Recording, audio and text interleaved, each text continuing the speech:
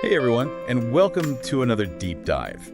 Today we're tackling how education is changing in this crazy digital world. That's right. And to help us wrap our heads around it all, we're going to be looking at a fascinating discussion from Digi-Tech Debates. It's a show from Project Plain Talk. Okay. They were talking about the book, The Digital Pied Piper Effect. Right. And some of their points were just, mind-blowing. Yeah, it is fascinating how much the world of education is changing right now. I mean, we're shifting from a world that was built for people who had to learn tech as adults to a world where kids are pretty much born knowing how to use a smartphone or a tablet. Like, we're building an entirely new education system from the ground up. It is crazy. This source, actually, they made this comparison, and it really stuck with me.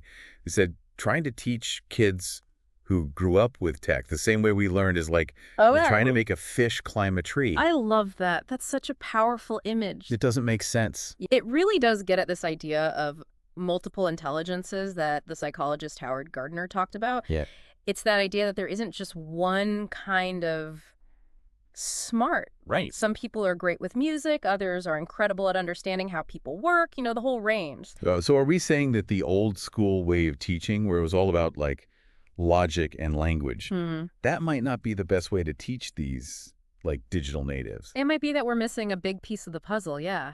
I mean, this digital world needs people who are creative, who can adapt quickly, and who work well with others. Right. Which are all things, frankly, that computers aren't so great at yet. Right. Sir Ken Robinson, the education expert, he said 65% of the jobs today's elementary school kids will have don't even exist yet. 65%? Yeah. That's a crazy number to think about. So how do we prepare kids for a future that we can't even imagine? It's a great question. I mean, we can't just keep stuffing their heads with facts. Right. It's got to be about teaching them how to learn, how to think critically, how to be adaptable. So it's more about, how they learn, not what they know. Exactly. It's about giving them the skills to thrive no matter what comes next. And the so-called digital natives, they're glued to their phones, but they're also incredibly connected to the world. They know what's going on globally in a way that we never did at their age. Yeah. So, they're tech savvy for sure, but they're also very much human. Right. But there's this other side of this whole tech thing, right? Sure. The potential downsides. Yeah. Addiction, distraction, and even mental health issues from too much screen time. Yeah, there's definitely a shadow side to the digital age. We're seeing more and more of what neuroscientist Manfred Spitzer calls digital dementia. It's a decline in cognitive abilities linked to too much tech. So our brains are getting overloaded. Yeah, it's like they're on overdrive all the time. Yeah. And I mean, it's not just some made up thing, right? Like the World Health Organization even officially labeled excessive online gaming a mental health disorder. Right, it is serious. And it's gotten to the point where you're even seeing these specialized gadget addiction treatment centers popping up. Really? Yeah, the source actually mentioned a few in India, like the Shut Clinic and the Behavioral Addictions Clinic. Wow, rehab for tech overuse, that's wild. Yeah. There's actual research backing this up too, right? There was that study that found a connection between tons of smartphone time and memory problems in teens. Oh, yeah, right. That was from the Swiss Tropical and Public Health Institute.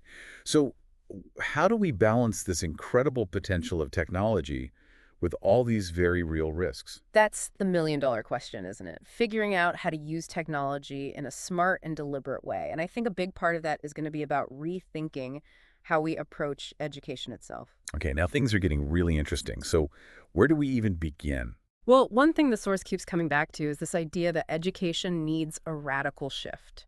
Okay. Moving away from rote memorization, away from those standardized tests that honestly only measure a really narrow range of abilities. I've always felt like those standardized tests never really captured the whole picture. I agree. Like what someone actually knows or what they can really do. Exactly. They don't account for all those multiple intelligences we were talking about earlier.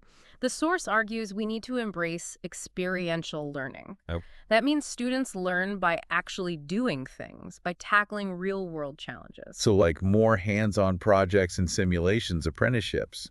That sounds a lot more interesting than just reading textbooks all the time. Absolutely. It's about more than just filling their heads with information. We have to teach them how to actually apply that knowledge, how to think for themselves, how to solve problems. They call it cultivating 21st century literacies, things like data literacy, technological literacy. Wait, data literacy and technological literacy I get, but what about human literacy? Good question. What does that even mean? It's a great question, and I think it speaks to a really fundamental shift that's happening right now. Human literacy means understanding ourselves, our emotions, why we do the things we do. Right. It's about empathy, good communication, and knowing how to work effectively with others. It's those uniquely human skills that, at least for now, machines just can't replicate. It's kind of funny because the source mentioned this idea that the age of imagination might actually be what comes after the age of information, which I think is a fascinating way to put it. It is, isn't it? What does that even mean for education, though? I think it means we're moving beyond just taking in information to actually doing something creative with it. It's about fostering that spark of human ingenuity. So how do we teach that? That's the challenge. Do they make imagination textbooks now? No, not quite. But how do we encourage that kind of thinking in our kids? It's more about creating an environment where that kind of thinking can flourish. We have to give students the space to explore, to experiment, even to fail. We need to encourage them to ask questions, to challenge assumptions, to think outside the box. Remember what the source said. We need to teach students how to ask the right questions, not just how to find the so-called right answers. Yeah, that's such a good point. It's like we're trying to give them the tools to become lifelong learners. Yeah. You know, always adapting, always evolving. And speaking of evolving, the source brought up this really surprising connection. They said that India, with its ancient wisdom traditions, might actually have something really unique to offer this whole discussion about technology and education. Interesting. I never would have put those two things together. It does seem a little counterintuitive at first, doesn't it? Like ancient wisdom in the digital age. Yeah. But when you really think about it, practices like yoga and meditation, which have been around for centuries, they're actually being validated by science now. They've been shown to promote neurogenesis and neuroplasticity. Okay, neuro what? Hold on, you're going to have to break those down for me. Of course. Neurogenesis basically means the creation of new brain cells. And neuroplasticity is the brain's ability to kind of like change and adapt throughout life, like rewiring itself based on our experiences. So like exercising your brain. Yeah. The more you use it, the stronger and more flexible it gets. Exactly. That's a great way to put it, like brain yoga. And what's really interesting is that science is finally catching up to what these ancient traditions have known for a really long time. That's so cool. Yeah. And the benefits, they're pretty amazing. They are. These practices can help to improve things like memory, focus, attention, even empathy, all things that are crucial for navigating this increasingly complex world, whether we're talking about online or offline. So it's not about throwing technology out the window, Yeah. but finding that healthy balance Right. between the digital world and our own well-being. Exactly. It's about using technology in a way that empowers us, not overwhelms us. So it's not about demonizing technology. Right. No, not at all. It's about using it thoughtfully and intentionally, and also making sure that we're nurturing those inner qualities that help us thrive as human beings. It's about finding that sweet spot where ancient wisdom and cutting-edge innovation can work together, where we can use technology to enhance our lives without losing sight of what makes us human in the first place. Yeah. To me, that's the real challenge and the real opportunity of education in the digital age. I love that. Embracing both the digital and the human and finding ways to make them work together. Right. It's not an either-or situation. It's about integration, not separation.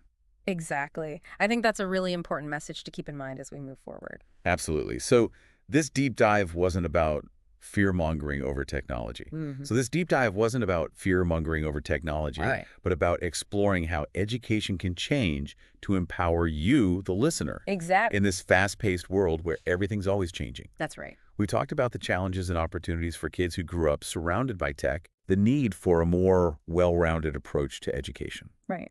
and even how ancient practices might have a role to play in shaping how we learn and grow. Yeah, it's been quite a journey so far. It feels like we just scratched the surface, though. We did, but that's the beauty of learning, isn't it?